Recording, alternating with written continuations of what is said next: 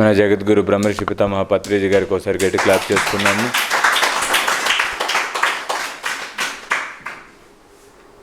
గురువులందరికీ ఒకసారి గట్టిగా క్లాప్ చేసుకుందాం. ఈరోజు మనము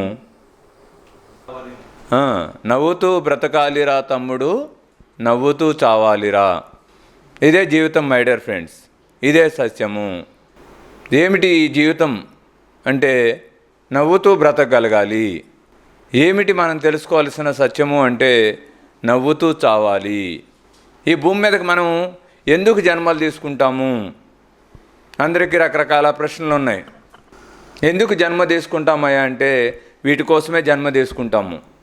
ఏది ఎలా ఉన్నా, ఏది ఉన్నా లేకున్నా నవ్వుతూ బ్రతకడానికే జన్మ తీసుకుంటాము. అంతే తప్పనిచ్చి ఏడవడానికి జన్మ తీసుకోము, మనం నవ్వడానికి జన్మ తీసుకుంటాం.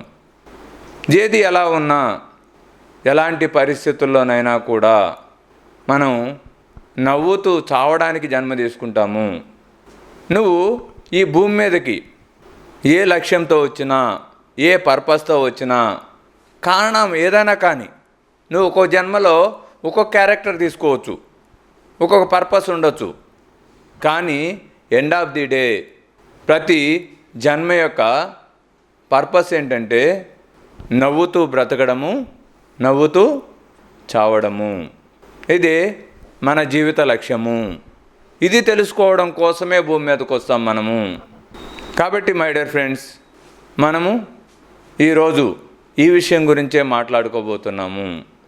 పుట్టుటయే నిజము, గిట్టుటయే నిజము, నట్ట ఈ జీవితము నాటకము. మనం ఇప్పుడంతా కూడా భూమి అనే నాటక రంగంలో ఉన్నాము. అద్భుతంగా నటిస్తున్నాం. మనం నటించడానికే ఈ భూమి మీదకి వచ్చాము. ఒక భర్తలాగా, ఒక భార్యలాగా, ఒక అన్నలాగా, ఒక చెల్లిలాగా, ఒక అక్కలాగా, ఒక తమ్ముళ్ళలాగా, ఒక అమ్మలాగా, ఒక నాన్నలాగా, ఒక బాబాయ్ లాగా, ఒక పెద్దనాన్నలాగా, ఒక పెద్దమ్మలాగా, ఒక పిన్నిలాగా, రకరకాలుగా రకరకాల క్యారెక్టర్లో నటించడానికి వచ్చాము. ఇదంతా కూడా నటనే. మరి ఏది నిజమయ్యా అంటే ఏది నిజము? నువ్వు పుట్టుట నిజము, నువ్వు చనిపోవుట నిజము.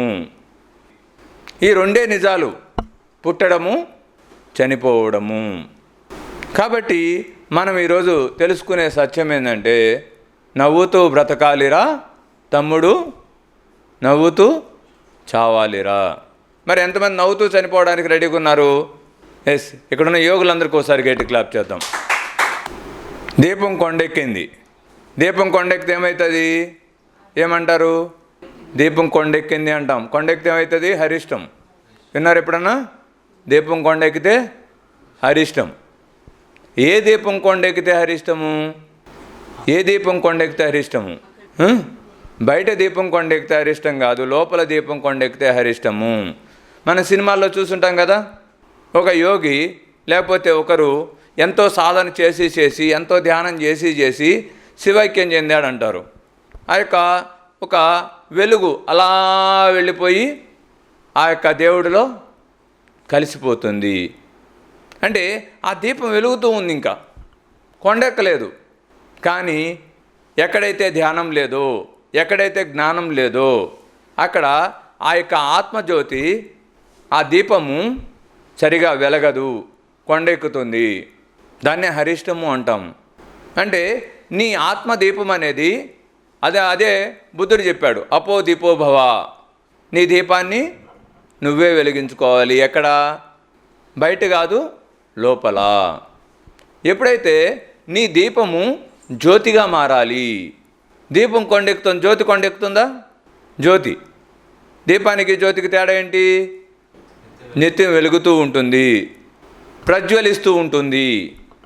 కాబట్టి మనము మన దీపము కొండెక్కకుండా దాన్ని నిత్యము ప్రజ్వలిల్లేలాగా చేయాలి, జ్యోతిలాగా మారాలి. కాబట్టి అప్పుడు వస్తుంది నవ్వు, అప్పుడు పోతుంది భయము. అప్పటి వరకు మరణం అంటే భయం ఉంటుంది.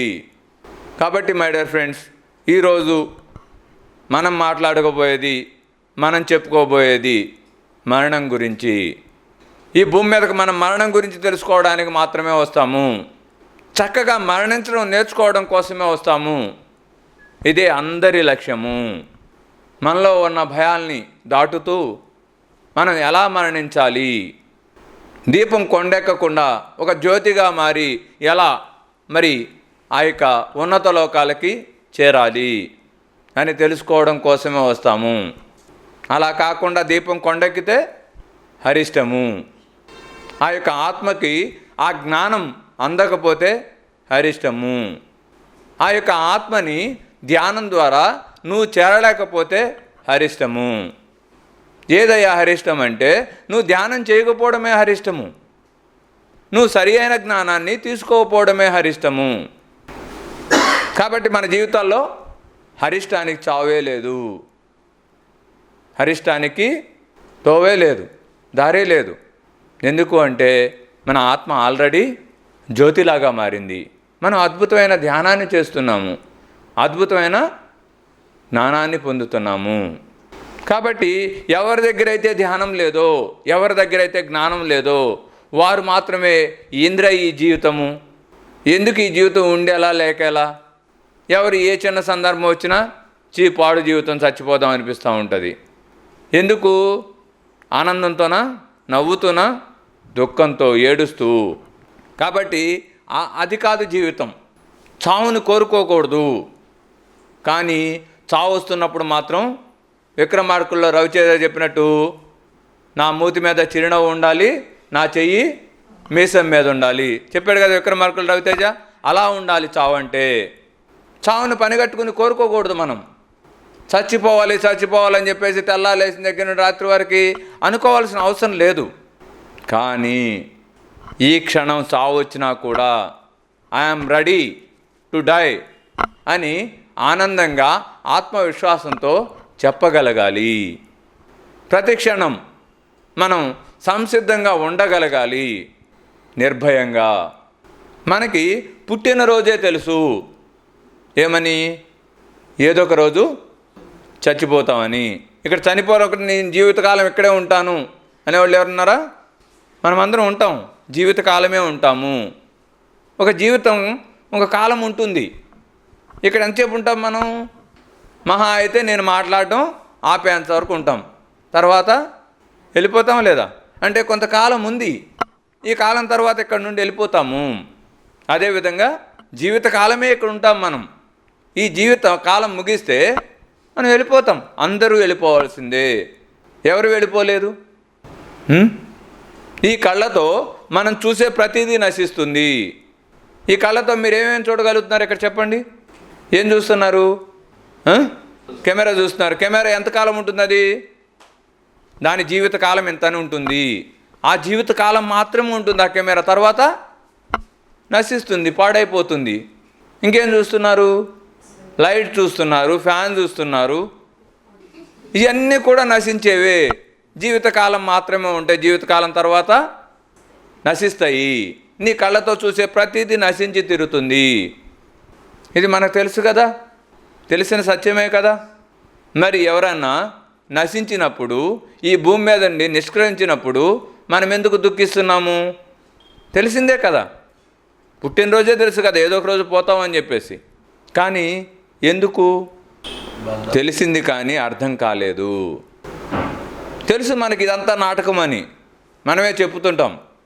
నాటక రంగంలో ఉన్నాము మనం, బంధంలో భవబంధాల్లో ఉన్నాము. సీతమ్మవాకిట్లో సిరిమల శెట్టి సినిమాలో ప్రకాష్ రాజ్ లాస్ట్లో చెప్తాడు ఏమని, ఈ జన్మకే వీడు నీకు తమ్ముడు, ఈ జన్మకే వీడు నీకు అన్నయ్య, ఈ జన్మకే నేను నీకు తండ్రిని, మరు జన్మలో ఎవరికి ఎవరో. కాబట్టి ఈ జన్మకే నీకు తండ్రి అయినా, తల్లి అయినా, భర్త అయినా, భార్య అయినా, పిల్లలైనా, ఎవరైనా కూడా నీకు ఈ జన్మకే, ఈ శరీరంతో ఉన్నంత కాలమే. ఈ శరీరం దాటితే మరొక శరీరంతో భూమి మీదకి వస్తాం, మళ్ళీ కొత్త కొత్త బంధాలతో. కాబట్టి మై డియర్ ఫ్రెండ్స్, ఇదంతా కూడా నాటకము. ఈ భవబంధాల నుండి బయటకు రావాలి, బాధ్యతతో ఉండాలి. బాధ్యతను ఎప్పుడూ కూడా విస్మరించకూడదు. భూమి మీదకి ఎందుకు వచ్చామో మనం అంటే మన పర్పస్ని మనం ఫుల్ఫిల్మెంట్ చేయడానికి. ఏమిటి మన పర్పస్ అంటే మనం బాధ్యతాయుతంగా ఉండడమే మన పర్పసు. నువ్వు ఈ భూమి మీదకి నీ తల్లికి సేవ చేయడానికి వస్తే నీ తల్లికి సేవ చేయడమే నీ బాధ్యత. ఈ భూమి మీదకి నీ తండ్రికి సేవ చేయడానికి వచ్చావు, నీ తండ్రికి సేవ చేయడమే నీ బాధ్యత. నీ పిల్లలకి నువ్వు ఏమేమి సమకూర్చాలో అవన్నీ సమకూర్చడమే నీ బాధ్యత. కానీ బంధంలో ఉండొద్దు, కానీ బాధ్యతతో ఉండాలి. ఆ బాధ్యత ఉండడానికే భూమి మీదకి వచ్చాం. కానీ భూమి మీద నుండి నువ్వు నవ్వుతూ పోవాలి అంటే బంధ విముక్తుడం కావాలి.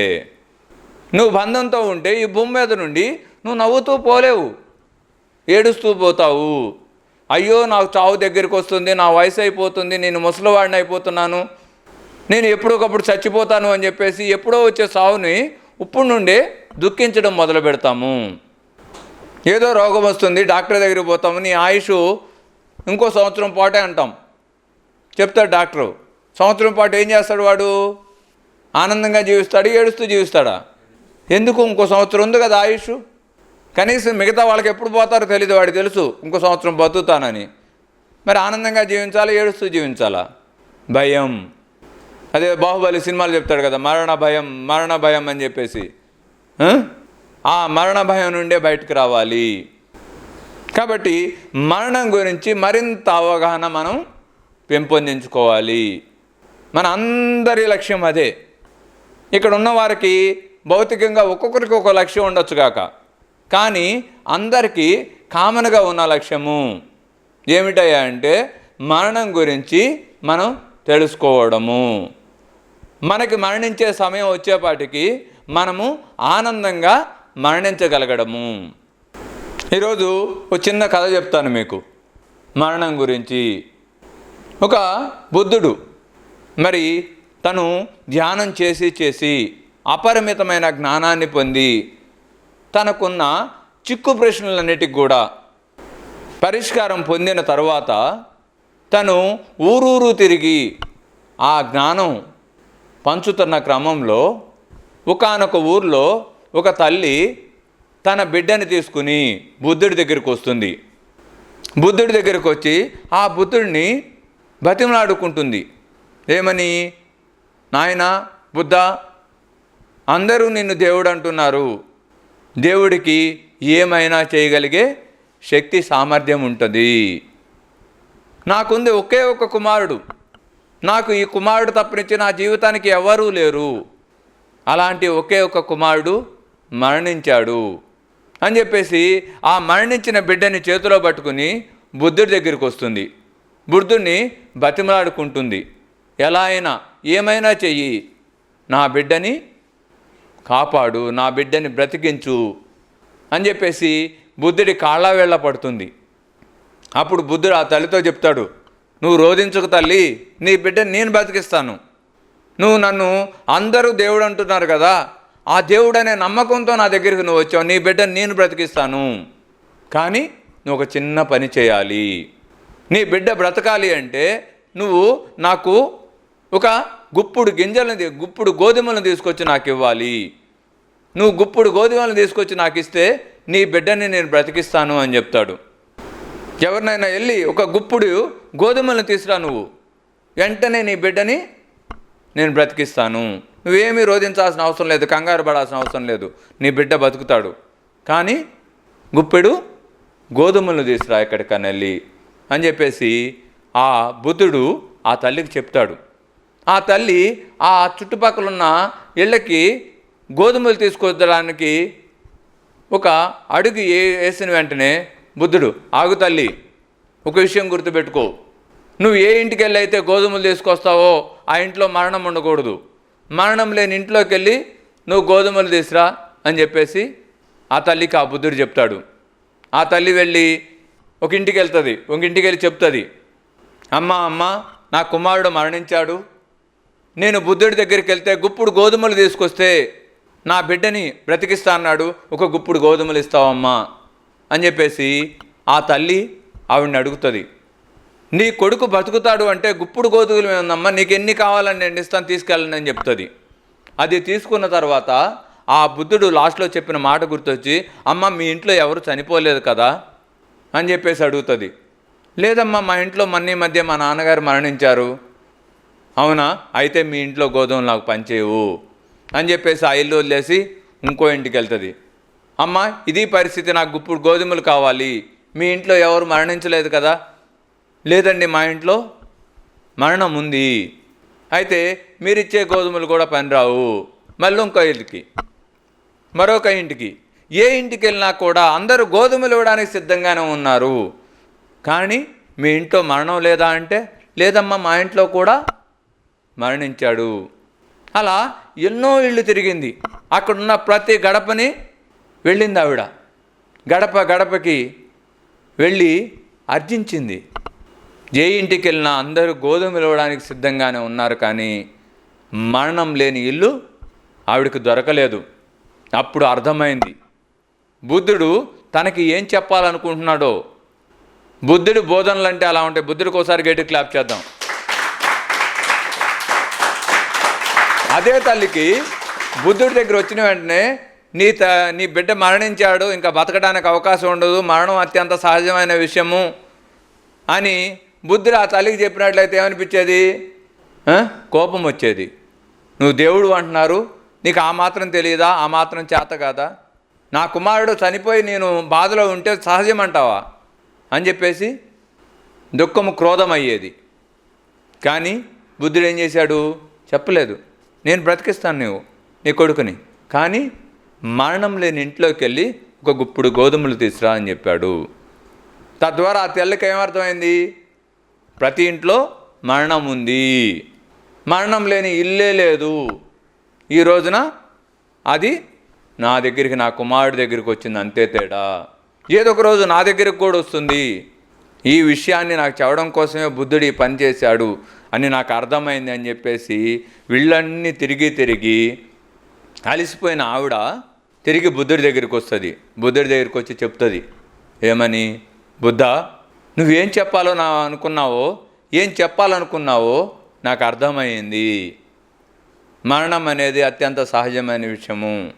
నా కుమారుడు మరణించాడు, ఈరోజు కాకపోతే రేపు మరణిస్తాడు, రేపు కాకపోతే ఎల్లుండి మరణిస్తాడు. మరణించడం తథ్యము. ఈరోజు ఏడవాల్సిన నేను ఈరోజు కాకపోతే రేపు ఏడవాలి, రేపు కాకపోతే ఎల్లుండి ఏడవాలి. ఏడవడం తథ్యము. కాబట్టి ఖచ్చితమని తెలిసిన విషయం గురించి దుఃఖించి ప్రయోజనం లేదని నాకు అర్థమైంది. నీ యొక్క జ్ఞానబోధకి నా నమస్కారాలు అని చెప్పేసి ఆ తల్లి ఆ బుద్ధుడిని నమస్కరించి ఆ యొక్క కుమారుడి యొక్క శరీరాన్ని తీసుకొని ఇంటికి వెళ్ళిపోతుంది. కాబట్టి మై డియర్ ఫ్రెండ్స్, మనం అందరము తెలుసుకోవాల్సిన సత్యం ఏంటంటే ప్రతి ఇంట్లో మరణం ఉంటుంది. ప్రతి ఒక్క వ్యక్తి దగ్గరికి మరణం వచ్చి తీరుతుంది. కానీ మన మరణం ఎలా ఉండాలి? మన మరణం ఒక వైభోగం కావాలి. ఒకసారి మన జగద్గురు బ్రహ్మర్షి పితామహ పత్రిజీ గారికి గట్టి క్లాప్ చేద్దాం. ఒక యోగి మరణిస్తే అది ఒక వైభోగము.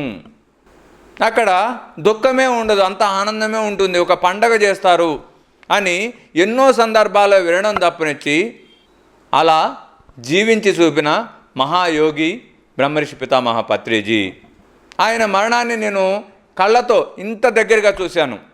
ఆయన తుది శ్వాస విడుస్తున్నప్పుడు ఒక అడుగు దూరంలో ఉన్నాను నేను ఆయనకి. ఆయన ఎంతటి ఆనందంగా శరీరాన్ని వదిలిపెట్టాడంటే చివరి శ్వాస వరకు కూడా అందరితో కలిసి ఉండి అందరినీ అలా చూస్తూ ఆనందంగా శరీరాన్ని వదిలిపెట్టాడు. ఎక్కడ దుఃఖమే లేదు.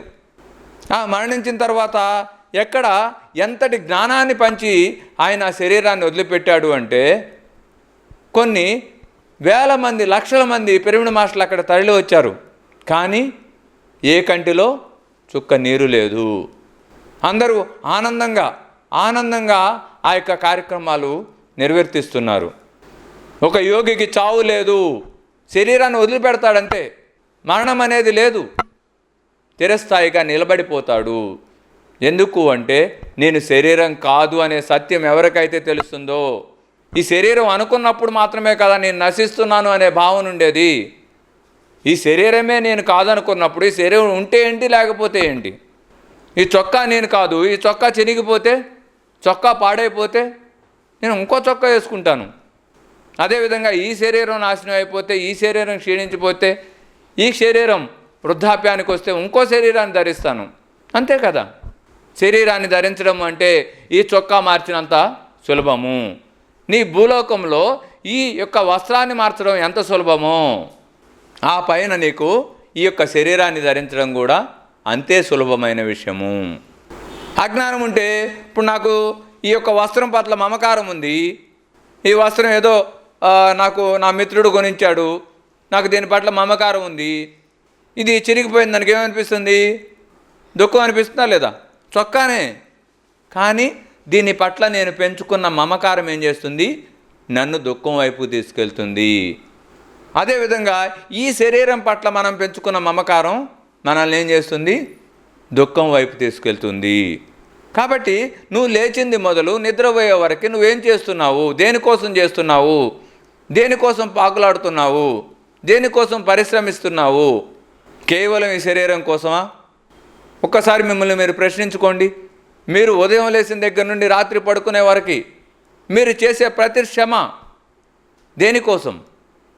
దీనికి కూడు కోసము, దీనికి గుడ్డ కోసము, దీన్ని మరింత శోభాయమానంగా అలంకరించడం కోసం, దీనికోసమే కదా. మరి నీకోసం నువ్వేం చేస్తున్నావు? ఎందుకంటే నువ్వు వేరే అని నీకు తెలియదు, నువ్వు ఇదే అనుకుంటున్నావు. కాబట్టి దీని పట్ల మమకారం ఉన్నంత కాలము నీకు దుఃఖం తప్పదు.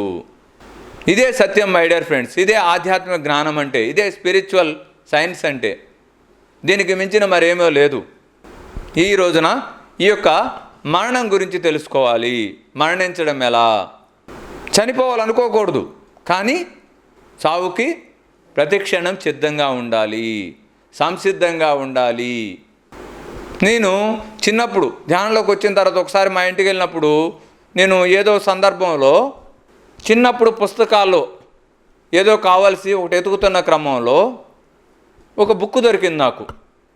ఇంచుమించు నేను 6వ తరగతి 7వ తరగతి చదువుతున్న సమయంలో సంబంధించిన పుస్తకం దొరికింది. ఆ పుస్తకంలో కొన్ని లైన్స్ రాసి ఉన్నాయి. ఆ లైన్స్లో నాకు బాగా గుర్తుండిపోయిన లైన్లు 3 లైన్లు. మొదటి లైన్ ఏంటంటే, నా మీద వేసుకునే జోకు మీకు ఆనందాన్ని ఇస్తే అది నాకు కూడా ఆనందమే అని రాశాను. మనం ఎవరైనా మన మీద జోక్ వేసుకుంటే మనకేమనిపిస్తుంది? చిన్నపోతాం కదా.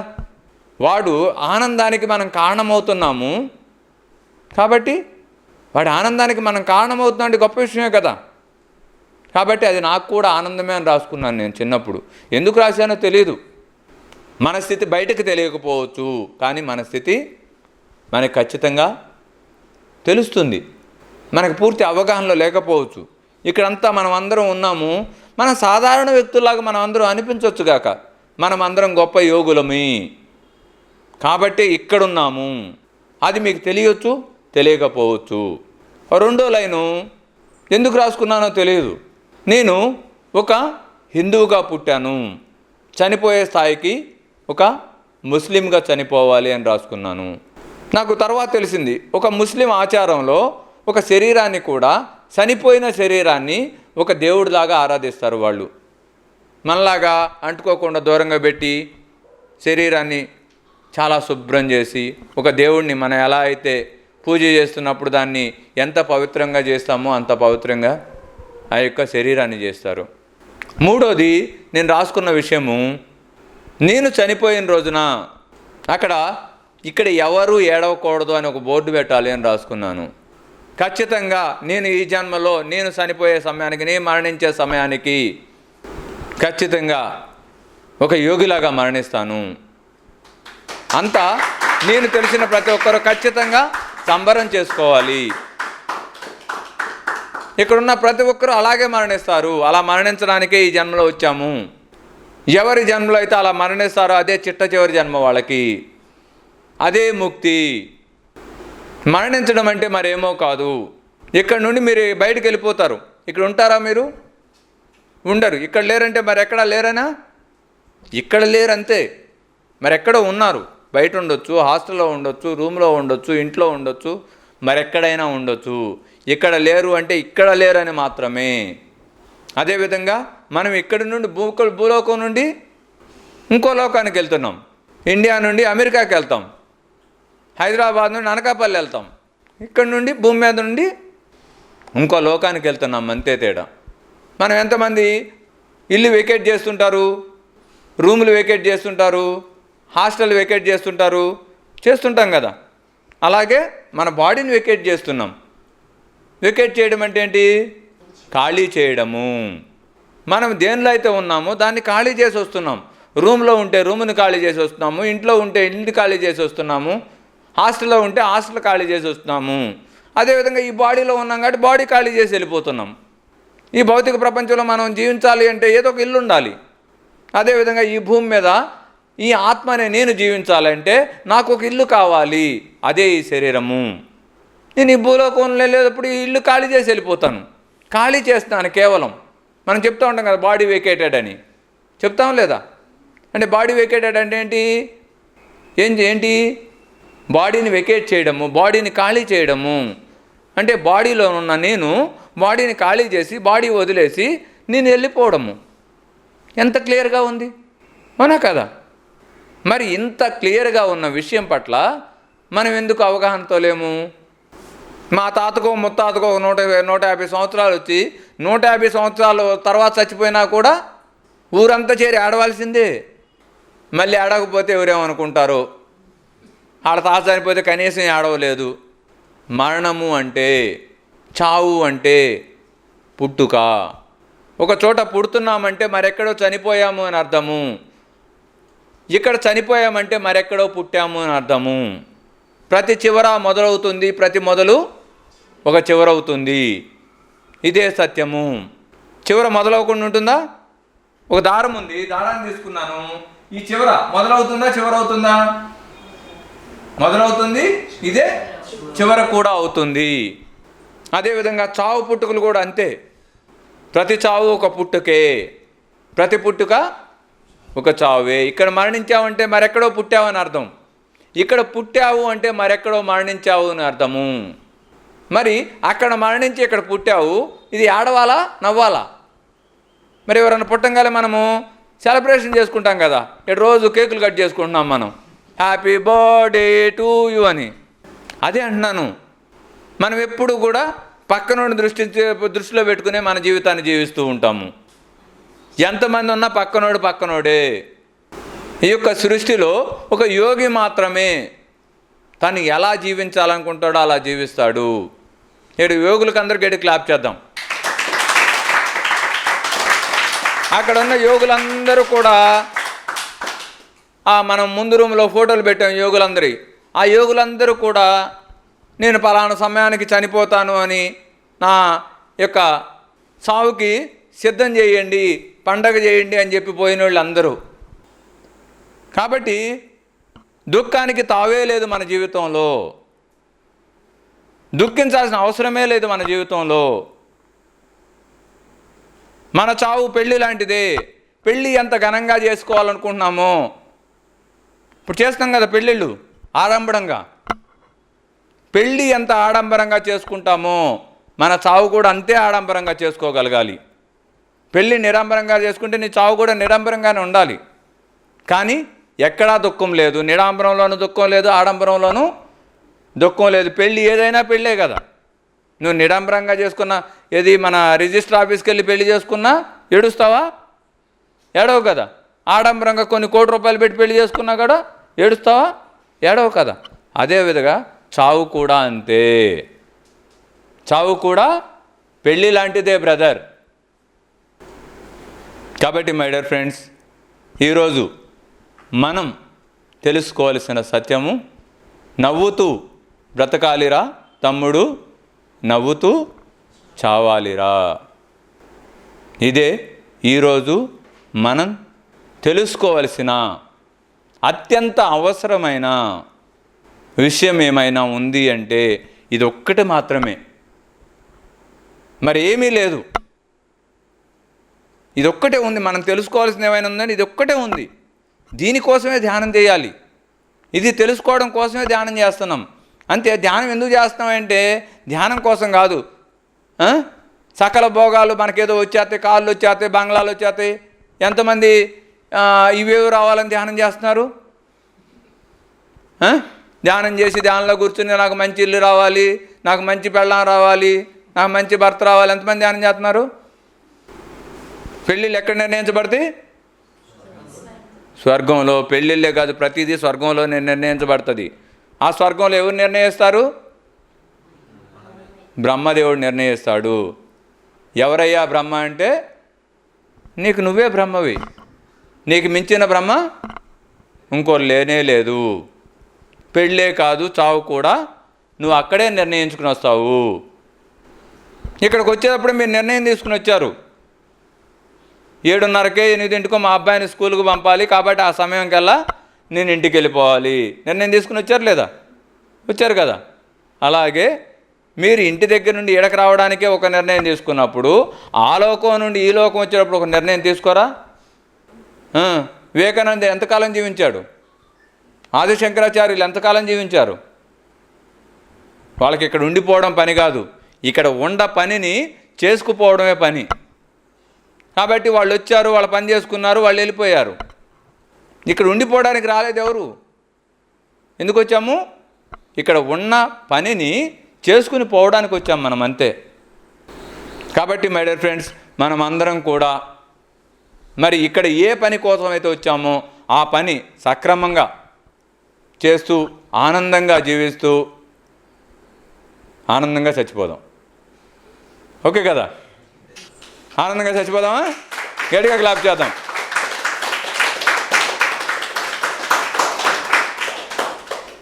ఎంత ఆనందంగా ఉందో ఈరోజు మరణం గురించి మాట్లాడుతుంటే. మరణం గురించి ఏంటంటే, ఇప్పుడు దాకా మరణం అనగాలే భయం వేసింది, రేపు నుండి మరణం అనగాలే అలా అని చెప్పేసి ఎవరైనా చచ్చిపోగా అలాగే వెళ్ళి నవ్వారు, అదే సినిమాలో లాగా.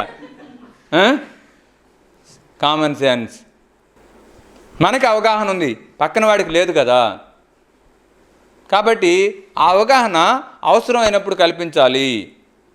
మిగతా సమయంలో ఆ సందర్భంలో ఉన్న వాళ్ళని ఓదార్చగలగాలి. అంతే తప్పనిచ్చి చావుగా అంటే నవ్వుకోవాలి కదా అని చెప్పేసి అవగాహన లేని దగ్గరికి వెళ్ళి మనం నవ్వకూడదు, అలా అని ఏడవకూడదు. ఎదుటి వాడికి అవగాహన కల్పించాలి. మన స్థితిలోకి వాళ్ళని కూడా మనం తీసుకురావాలి. Common sense. అందరూ జ్యోతులే కదా ఇక్కడ ఉంది. దీపాలు ఉన్నాయి ఏడన్నా? ఇక్కడ దీపమే లేదు, అంతా జ్యోతే. ఇక్కడ ఉన్న జ్యోతులకు అందరికీ గట్టి క్లాప్ చేద్దాం. జ్యోతి అంటే పేరు కాదు, జ్యోతి అంటే లోపల ఆత్మ యొక్క ప్రజ్వలన. జ్యోతి అన్న పేరు పెట్టుకున్నంత మాత్రం జ్యోతులు అయిపోరు. జ్యోతి అని పేరు పెట్టుకున్నంత మాత్రం జ్యోతి కాకుండా కూడా ఉండరు. ఎవరు ధ్యానం చేస్తారో వాళ్ళందరూ జ్యోతులే. ఏ జ్యోతులు? దివ్య జ్యోతులు. ఆ యొక్క దివ్యత్వపు వెలుగులతో విరాజిల్లుతూ ఉంటారు.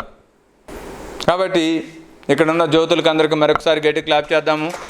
ఓకే ఫ్రెండ్స్, మరి ఈరోజు ఎంతో చక్కగా ఎంతో చక్కటి విషయమైనటువంటి మరణం గురించి ఎంతో చక్కగా మాట్లాడుకున్నాము. నేను చక్కగా చెప్పానా? నాకు కూడా ఒకసారి గట్టి క్లాప్ చేద్దాం.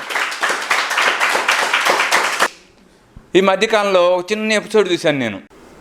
దానిలో ఒకడికి చాలా భయం.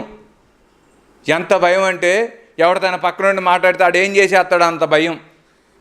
భయం భయం భయం. ఇంట్లో నుండి బయటకు రావాలంటే ఏమవుతుందో అనే భయం.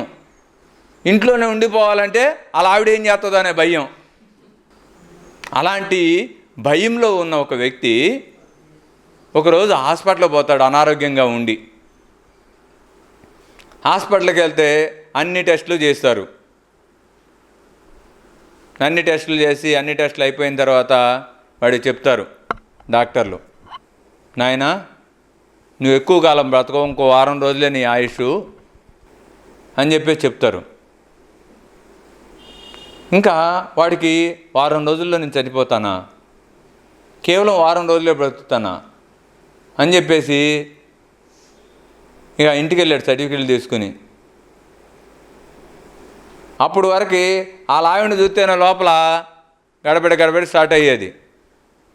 ఏం మొదలైంది ధైర్యంగా పుల్లెక్కెళ్ళడం మొదలేసిండు. ఇంకా చచ్చిపోతాను కదా వారం రోజులు, మా ఆవిడ చంపినా చచ్చిపోతా, చంపోయినా చచ్చిపోతాను నేను, ఇంకెందుకు భయపడాలా అని చెప్పేసి ధైర్యంగా జీవించడం మొదలుపెట్టాడు.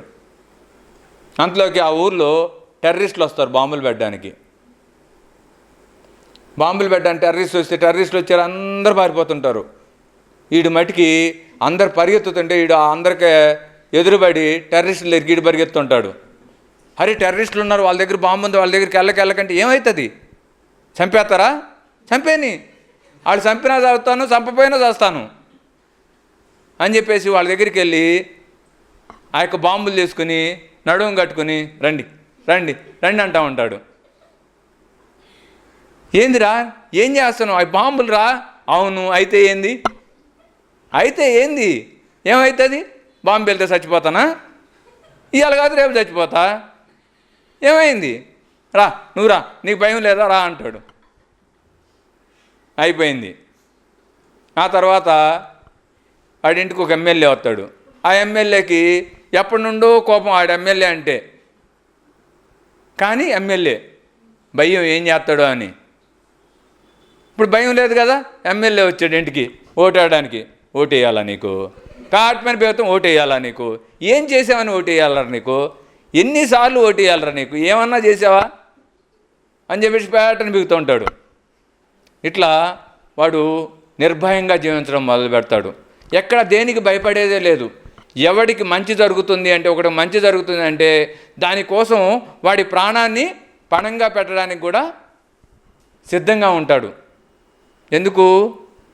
సామాన్ ఏమవుతుంది? ఇయ్యాలి కదా, రేపు చచ్చిపోవాల్సిందే కదా. రేపు చచ్చిపోవాల్సిన ఇవాళ చచ్చిపోతుంది, ఒక రోజు ముందు చచ్చిపోతే ఏమవుతుంది?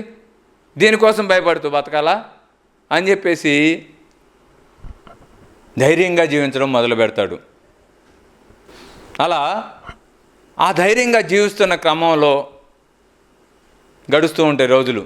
వీడి మరణం దగ్గరికి వస్తుంది. ఇంకెంత ధైర్యంగా జీవించవచ్చు, ఇంకా ఎవరి మీద నేను పోరాటం చేయవచ్చు అని చెప్పేసి ఎతుకులాడుతూ ఉంటాడు మనిషి. పోయేలోపు ఎవరికన్నా నలుగురు మంచి చేసిపోదాం, ఎటు పోతున్నా కదా, నలుగురు మంచి చేద్దామని చెప్పేసి ఎవడ దొరికితే ఆడిని ఉతకబాదుతూ ఉంటాడు. చెడు అనిపిస్తే చాలు వాడిని ఉతకబాదడమే. అందరూ ఆశ్చర్యపోతుంటాడు, ఏమైంది వీడికి? ఇంట్లో నుండి బయటకు రావడానికి కూడా భయపడే వ్యక్తి ఏమైంది? ఏమైనా దెయ్యం పట్టిందా వీడికి? ఏమైంది అని చెప్పేసి అందరూ ఆశ్చర్యపోతూ ఉంటారు. ఆ తర్వాత అనుకోకుండా ఒకసారి ఊరికే సరదాగా డాక్టర్ని కలిసి వద్దాం కదా అని పోతాడు. డాక్టర్ వీడి కోసం ఎదురు చూస్తూ ఉంటాడు. ఏడనాయన ఏడకపోయావు నాయన, పోయినావు, కనీసం సర్టిఫికేట్ ఇచ్చిన రిపోర్ట్లు చూసుకోవాలి కదా, నీ పేరుందో పక్కనాడి పేరుందో అని. నువ్వు జలుబు కోసం వస్తే వీడికి వారం రోజులు పోతాడు, నువ్వెట్ట నమ్మినావురా? రిపోర్ట్లు చూసుకోవాలి కదా. ఎవడో క్యాన్సర్తో వచ్చిండు, వాడు పోయే రిపోర్ట్లు నీకు ఇచ్చాను అని చెప్పేసి ఆ రిపోర్ట్లు ఇచ్చేసి రిపోర్ట్లు తీసుకుపోరా అంటాడు. ఇంకంతే. ఎప్పుడైతే నువ్వు బతుకుతావు, వారం రోజులు చచ్చిపోవు అన్నాడో, ఆడికి బతుకు మీద ఆశ కలిగిందో మళ్ళీ భయం మొదలైంది. జీవితం పట్ల అన్న ఆశ భయాన్ని కలిగిస్తుంది. కానీ అదే భయస్థుడు మరణిస్తానని తెలిసినప్పుడు ఈ భూమి మీద యోగులందరూ కూడా ధైర్యంగా జీవించారు, మరణానికి ఎదురెళ్ళారు. ఎవడు ఏమన్నా అనుకొని నేను తెలుసుకున్న సత్యాన్ని కుండ బదలు కొట్టినట్టు నేను చెప్తాను. బ్రహ్మర్షి పితామహ పత్రిజీ గారు ఎక్కడికి వెళ్ళినా కూడా నిర్మోహమాటంగా, నిర్భయంగా పూజల గురించి, మాంసాహారాన్ని గురించి ఎస్పెషల్లీ కుండ బద్దలు కొట్టినట్టు చెప్పారు ఆయన. ఎన్నో సందర్భాల్లో ఎన్నో వివాదాలు అయినప్పటికీ కూడా ఆయన తెలుసుకున్న సత్యం, మహా అయితే ఏం చేస్తారు? చంపేస్తారు, అంతే కదా. ఈ భూమి మీద ఎంతోమంది యోగులు ఈ మూర్ఖుల చేత చంపబడ్డారు, విమర్శించబడ్డారు. ఎందుకయ్యా అంటే వాళ్ళు మరణానికి ఎదురెళ్ళారు. ఏది ఏమన్నామని నేను తెలుసుకున్న సత్యాన్ని చెప్పి తీరాల్సింది అన్నారు. కాబట్టి వాళ్ళు ఎలా జీవించారు? ధైర్యంగా జీవించారు. భయానికి తావే లేదు అక్కడ. ఈరోజు కాకపోతే రేపు చచ్చిపోతాం, దానికి రిపోర్ట్లు కావాలా, డాక్టర్ చెప్పాలా, డాక్టర్ చెప్పినా చెప్పైనా ఈరోజు కాకపోతే రేపు చచ్చిపోతాం. కాబట్టి ఎందుకు భయపడాలా? కాబట్టి అలా జీవించిన యోగులందరికీ ఒకసారి గట్టి క్లాప్ చేద్దాం. వాళ్ళే మనకు స్ఫూర్తి ఈరోజు. కాబట్టి ధైర్యంగా జీవిద్దాం. మనం చెప్పాలనుకున్న నిర్మమాటంగా చెప్తాం. సత్యాన్ని సత్యంగా కుండ బద్దలు కొట్టినట్టు చెప్దామా? Okay, thank you very much friends. Thank you.